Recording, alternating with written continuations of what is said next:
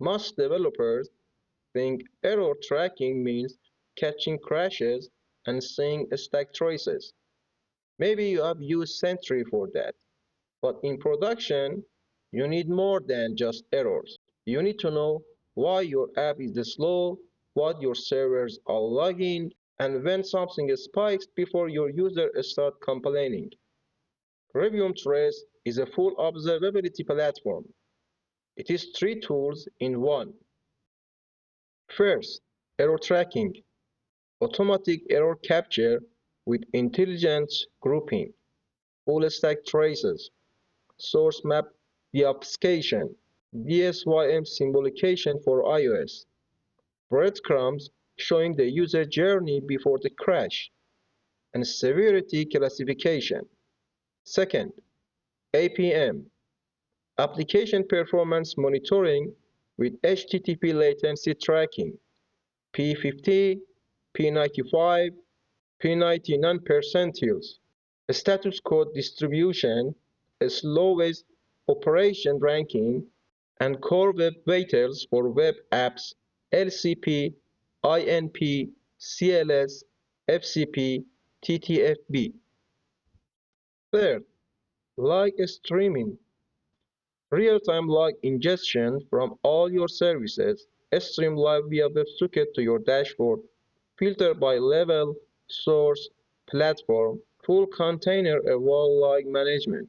On top of that, you get a spike detection, custom alert rule with 6 notification channels, cron job monitoring, ignore rules, weekly email digests, and integration with Slack, Discord, Telegram, GitHub, and custom webhooks. It supports 6 SDKs: Flutter, iOS, Android, Next.js, Node.js, and Laravel. All of these start free. Let me show you everything. After logging, before clicking on Rivium Trace, you need to first create organization.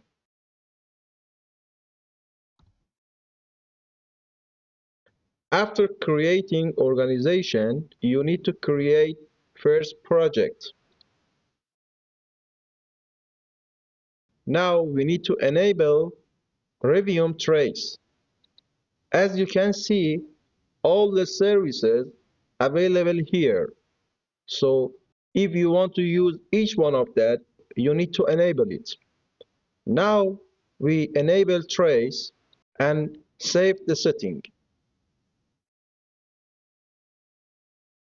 Here you can see the keys for SDKs and for the server. Now click Rivium Trace in the sidebar. You will see a tab interface with 10 sections: issues, timeline, analytics, performance, logs, crons, integrations, alerts, settings, and documentation. At the top, you choose which project you are viewing. When you open Rivium Trace for the first time, you will see this, a waiting for first event screen. It tells you no data has been received yet for your project, and you need to integrate the SDK first. You have two options here: View SDK Docs, which take you to the Documentation tab with setup guide for every SDK, or Refresh to check if any event have coming. Let's set up the SDK and send first error. Just a few lines, import init with your API key, and you are connected. When I trigger an error in app and come back to the console,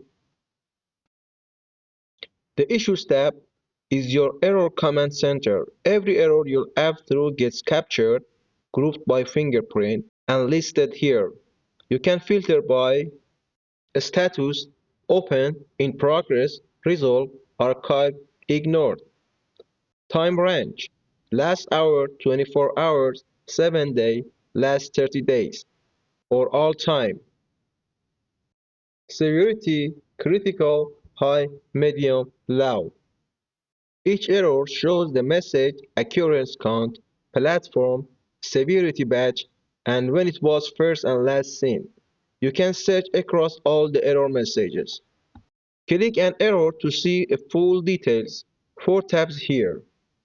Overview, a quick states, total events, environment, platform, severity. The timeline shows the first seen and the last seen dates, the release version, and technical details like fingerprint and error ID. There is also a full status history showing every status change with time maps. Stack trace. This is where source maps shine. If you have uploaded source maps, you see the result stack trace, the actual file, line number, and function name for your original source code, not the minified production bundle. You can toggle between result and original. For iOS native crashes, if you have uploaded dSYM files, the binary addresses get symbolicated into human readable function names.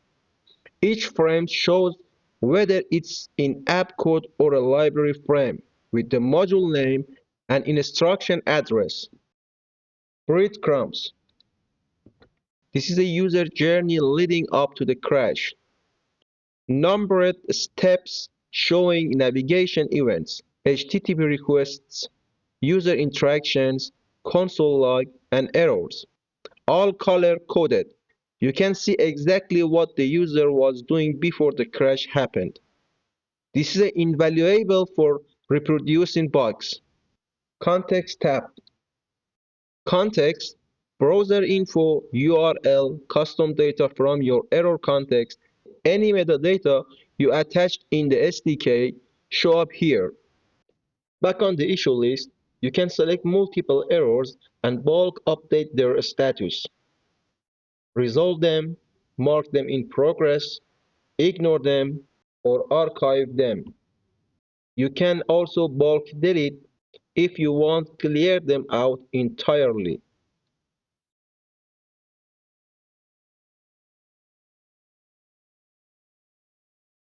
This keeps your error inbox clean. The Timeline tab shows every error event chronologically. Each entry is color-coded by platform: blue for Flutter, green for Android, gray for iOS, black for Next.js, and so on. You can filter by platform and time range and sort by time, occurrence count, or severity. This gives you a quick sense of when errors are clustering. Analytics gives you the bird's eye view of your error data. Errors by platform, bar charts showing which platform have the most issues.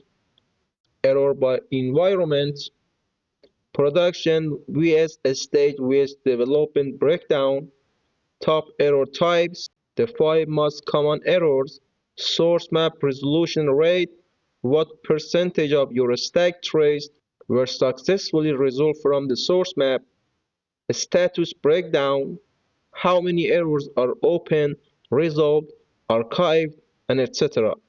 You can switch between 24 hours, 7-day, and 30 days view. Performance, APM, and Web Vitals.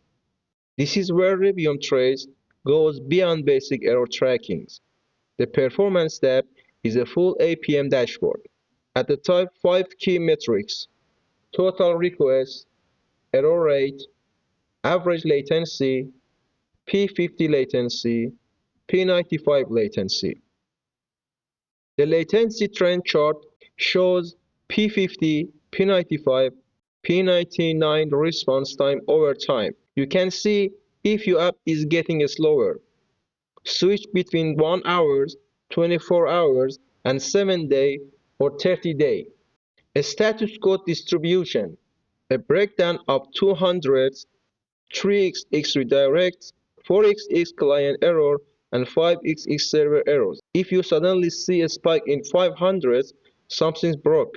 The API endpoints, a ranked table showing which endpoints or operations are slowest. For each one, request count, average duration, P50, P95, max duration, and error count. This tells you exactly where you optimized. Failed request. All 400s and 500s respond with details. And here, Core Web Vitals. This is for web apps. 6 metrics that Google used to measure your experience. LCP, largest contentful paint. How fast your main content loads. Good is under 2.5 seconds. INP, interaction for next point. How responsive your app feels when user clicks. Good is under 200 milliseconds. CLS, cumulative layout shift. How much your page jumps around during loads. Good is under 0.1. FCP, first contentful paint. When the first content appears, good is under 1.8 seconds. TTFB, time to first byte, server response time, good is under 800 milliseconds. FID, first input delay, legacy metric, good is under 100 milliseconds.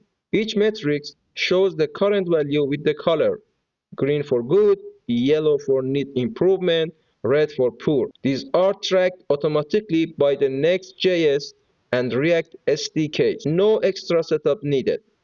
So that's the core of Rivium Trace. Error tracking with intelligence, grouping, source maps, breadcrumbs, and full APM with latency percentiles and core web vitals. But there is a lot more I haven't shown you yet. Rivium Trace also has real-time log streaming via WebSockets, custom alert rules with 6 notification channels, a spike detection that automatically learns your baseline, cron job monitoring, source map and dSYM uploads, ignore rule, a weekly email digest. I'm going to cover all of that in part 2, so make sure you are subscribed and hit the bell so you don't miss it. For now, you can start using everything we covered today on the free tier. 100 error per month with the source map included. Just head to consolerevium.co, create the project, grab your API key, and install the SDK, a few lines of code, and you are up and running. If it was helpful, smash the like button. It really helps the channel. Drop a comment if you have a question or if there is a specific feature you want to me deep dive into. I will see you in part 2.